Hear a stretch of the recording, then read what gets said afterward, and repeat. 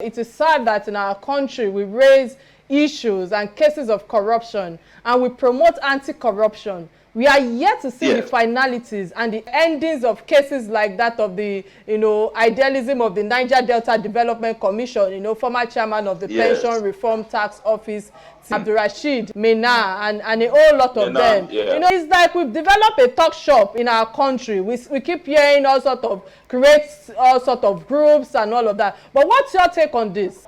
It is still the same problem that is making the fight to look unwinnable.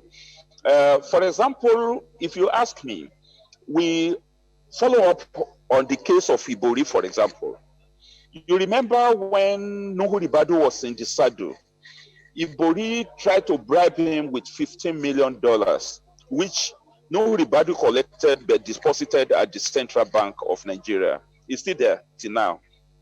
Now, we pick it up from there, and that is at the level of CACOL. We were known as Coalition Against Corrupt Leaders then. We picked it up. We met when Nuhu Ribadu left, and Madam Farida Waziri came in through a controversial circumstances. We went to her, and you remember it was during that period that they say 3 of the former governors have been exonerated and left off the hook, including Bola Tinubu of the then Lagos, Joshua Dariye also, and James Ibori. So when we march on Madam Farida Waziri, we asked if it was true that those 3 former governors have been exonerated.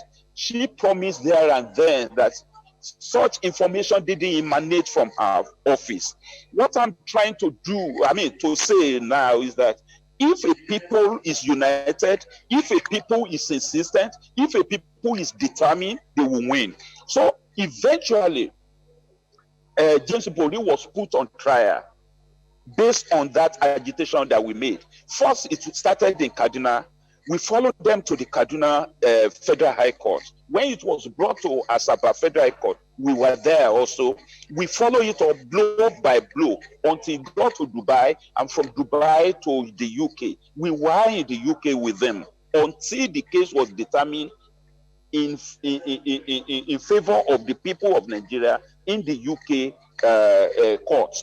When you said we should form organizations to be able to speak against the government. But I put it to you, sir, that every time that we have seen people come out to antagonize the government, they are met with serious force. Then looking back at the NSAS protest that we had the youths come out and stand against some things or make pronouncements on what they want the government to do. We saw what went on.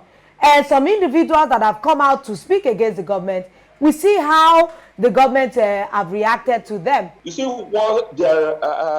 everything has a process. Remember that I said that there should be mass education, that people should educate themselves on what actually they want from their own government. And they should agree among themselves through their organizations, CDAs, labor organizations, what do you call it? Trade organization and the rest of them. They should agree on what they want. Then they should agree on the process to demand for it.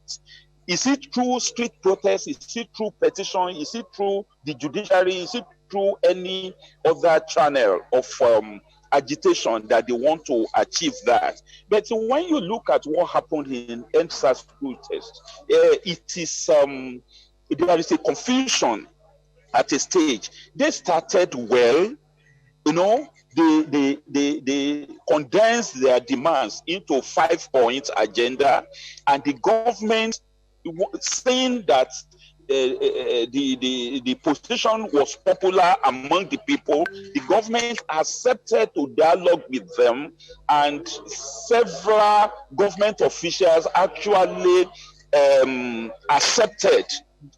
For example, Babajide Sanwo-Olu, the governor of Lagos State, went to them, collected the demands, and took it straight to the president. And the president had no choice than to accede to the 5-point demand. 5 for 5, they call it. Maybe after 3 weeks, let us go out again to ask government, all of these demands, you have only implemented 1 or 2.